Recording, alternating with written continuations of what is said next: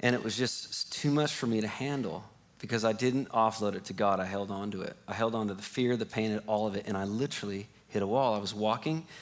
I took my son to catch lizards at the Sundial Bridge because that's his favorite thing to do. And we were catching lizards, and something felt off in my body mentally and physically. I was shaky. I was weak. I felt fuzzy. My mind was not, if any of you have had this happen, it wasn't computing. It just felt weird, and I was starting to have a hard time breathing. So I grabbed Braden and raced home, and I told Janice that something was off. So we started walking around our trail at our house, and it got worse and worse and worse to where I could not breathe, and I was having panic attack, and I've had this before when I was a kid, but it was something different, and my body was shaking, and it was just this weird, out-of-control feeling. And now I know what it was. It was a nervous breakdown. I went into the house. My heart was racing out of my chest. I put worship music on and started pacing the floors, trying to catch my breath. Jen called my parents, Chris and Kathy, and a friend, Mark Mack, and they all came over, and my kids were there. And it just got worse and worse, and finally we called the ambulance. And that whole time was such a fog. It felt like either 1 minute or an eternity.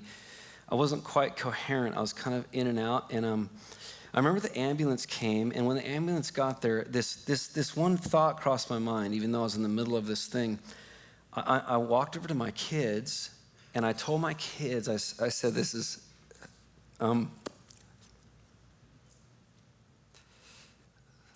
this is when God becomes real. And because I knew there was an impossible situation that like the Lord really needed to intervene for me.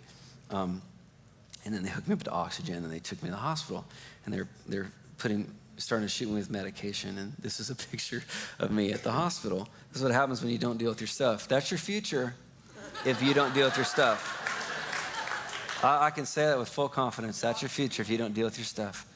If you grow in ministry and you're rudder and you don't deal with your stuff, it doesn't get bigger, that's your future.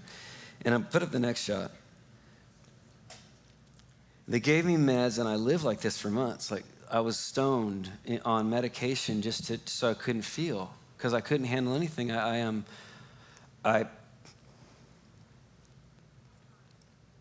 hard to describe, but this isn't like I'm trying not to be this like a sob story, but I think it's important to share this. So like, even if a blade of grass was out of order, I would start having a panic attack. It was very odd what I was experiencing. And it got so bad that I started taking more and more of this stuff, and I realized real quick, if I don't figure out what's going on inside of me, I'm going to become like a major drug addict.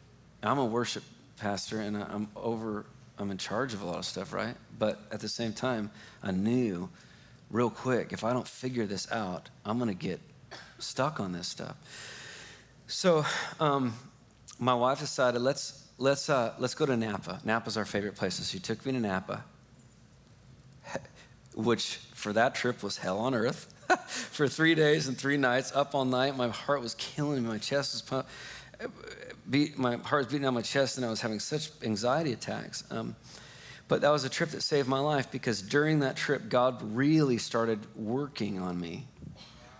Stuff that I didn't even know was going on inside of me. Started pinpointing certain things, and even though it was hell on earth on the drive back, Jen walked me through like a sozo type thing, like forgiveness. So she started mentioning names and situations, and I had no other choice, because at that point in my life, I'd hit such a rock bottom that all the peripheral stuff, all the stuff that I'd done previously, this didn't matter. I joke around with one of our other pastors who's had a similar experience. If I had $5 million in my bank account, I would have emptied my bank account. And you can ask Jen to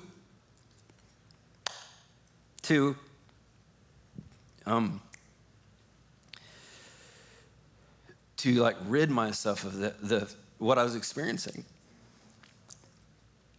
But it wasn't that easy. I had to take a step forward, and I had to actually deal with the stuff. So I just started repenting and forgiving the whole drive home. And then it's like a ray of light at the end of the tunnel, kind of like sparked in that drive home. And I knew that I was given, like Peter, an opportunity on that shoreline when Jesus was asking me a question that one last time. And I knew that this was my moment where I had to take a step and change, and I could never go back. Even though I wasn't in a terrible place, guys. I wasn't. I'm a Christian leading worship, whatever. But there were certain things that God was wanting me to get rid of, offload, and step into a new destiny. And I made a decision, and I came home and I just started devouring the Bible. I mean, I'm a pastor's kid. I've read the Bible my whole life, and worship music, and night and day I stopped working. I didn't work at all. I didn't do anything that would like distract me from just the simplicity of intimacy with God. And I dove into the Word, and I read this verse in the Bible. It's like my favorite verse.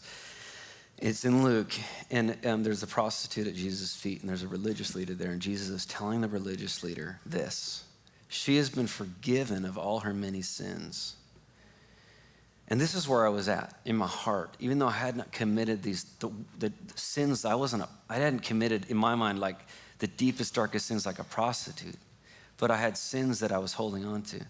She had been forgiven of all her many sins, and this is why she has shown me such love. But those who assume they have very little to be forgiven of will love me very little. And it hit me in that moment that that's the secret, is that if we can keep our hearts pure and humble before the Lord, we can see the fullness of who he is. But like the religious leader, if you feel like you've got it all together, and there's this, like Peter had before the cross, this arrogance, this selfish pride that is confident in my ability and my own talents more than his grace, I can't see the fullness of who he is. But this prostitute did. And that verse changed my life.